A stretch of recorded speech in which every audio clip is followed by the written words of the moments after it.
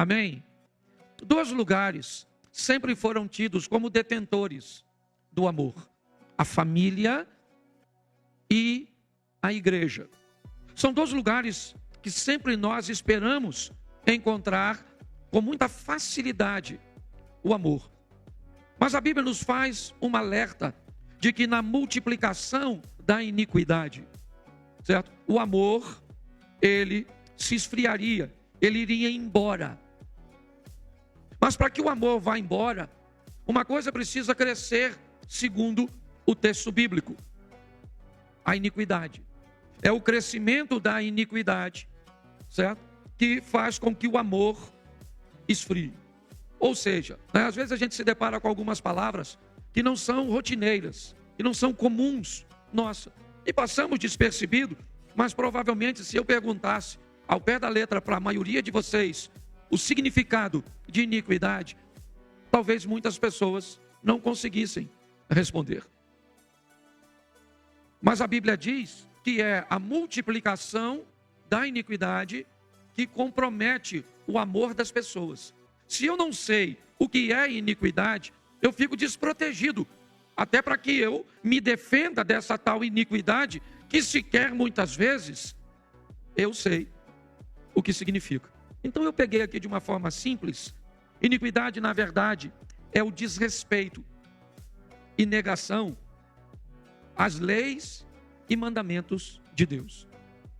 Quando eu desrespeito ou eu nego as leis e os mandamentos de Deus, é só uma questão de tempo até o amor pelo meu semelhante, ele se retire da minha vida. Isso é bíblico. Por que é que nós vemos hoje tantos filhos que não amam seus pais, porque tratam seus pais com tanta frieza? Por que é que nós vemos as pessoas tão frias com a dor das outras? Por causa do crescimento da iniquidade, o desrespeito ou a negação dos valores, dos mandamentos de Deus. E quando isso acontece, o apóstolo Paulo, escrevendo a Timóteo, capítulo 2, 2 Timóteo, capítulo 3, verso 1. Coloca, por favor. Isso. Sabe, porém, isto: nos últimos dias sobrevirão tempos difíceis, pois os homens serão egoístas, avarentos, jactanciosos, arrogantes, blasfemadores, desobedientes aos pais, ingratos, irreverentes, desafeiçoados, implacáveis, caluniadores, sem domínio de si, cruéis, inimigos do bem. Nós vamos até o 5. Traidores, atrevidos, enfatuados, mais amigos dos prazeres que amigos de Deus, tendo a forma de piedade, negando-lhe, entretanto, o poder.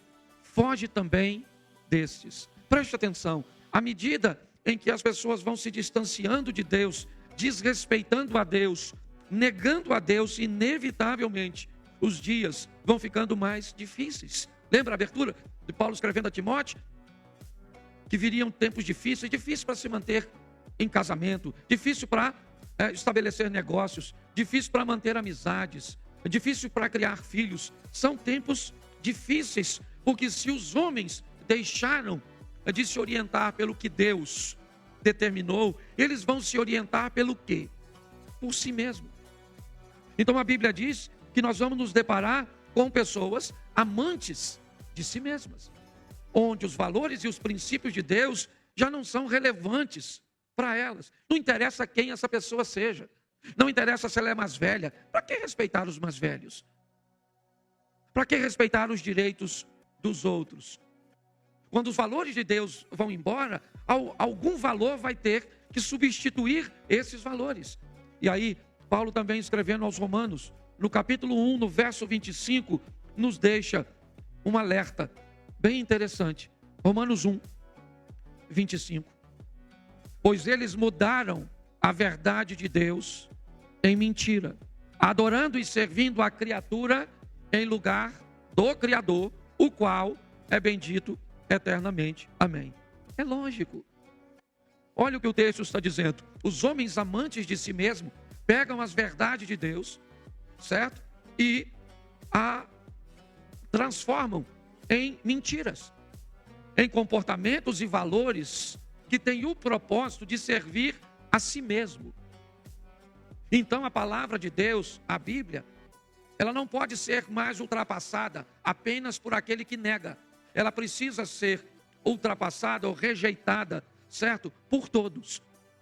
Então o pecado ele se torna tão entranhado na vida de determinadas pessoas e elas não se contentam mais apenas em pecar.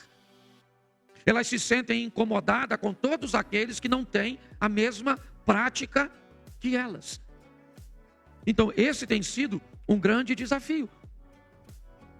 A Bíblia nos alertando que no esfriamento do amor, pelo aumento da negação, certo? A negação se tornou a tal ponto que a Bíblia se tornou um livro extremamente desconfortável para algumas pessoas, a ponto dessas pessoas desejarem remover da Bíblia textos cujos quais elas não querem cumprir.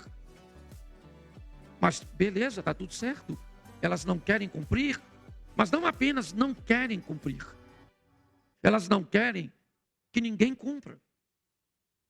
Então você vê que o amor esfria, porque a negação e o desrespeito às coisas de Deus aumentam.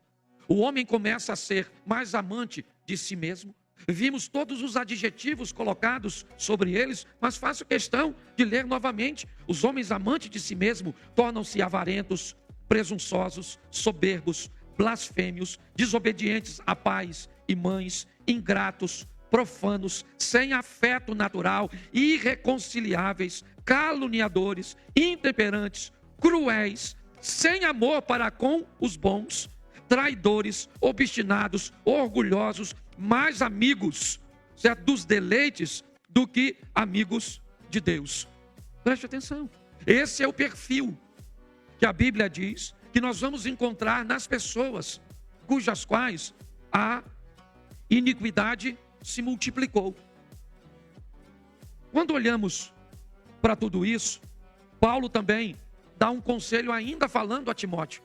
No capítulo 3 de 2 Timóteo, a partir do verso 10, olha o que Paulo diz a Timóteo. 3:10.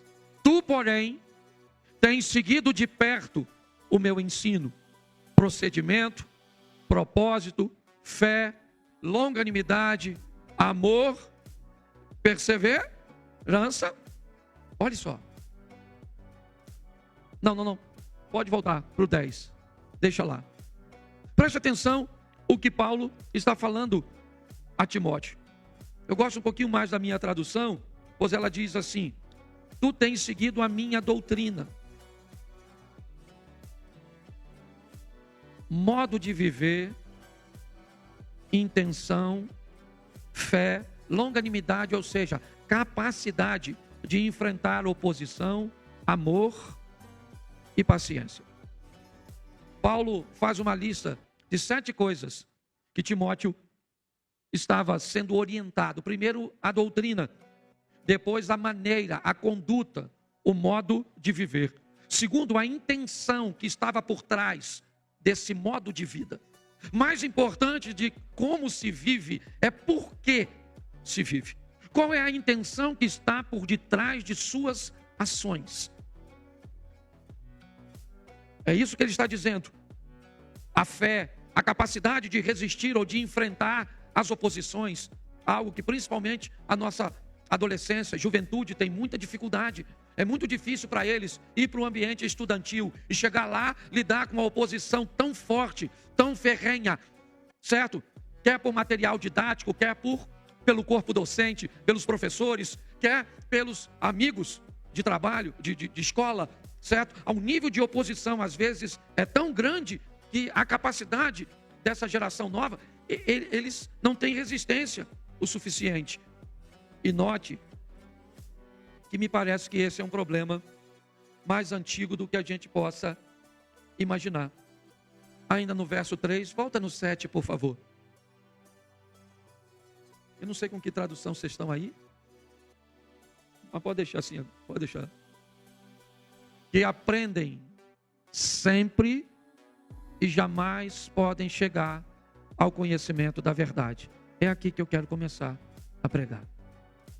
Aprendem sempre, mas não conseguem chegar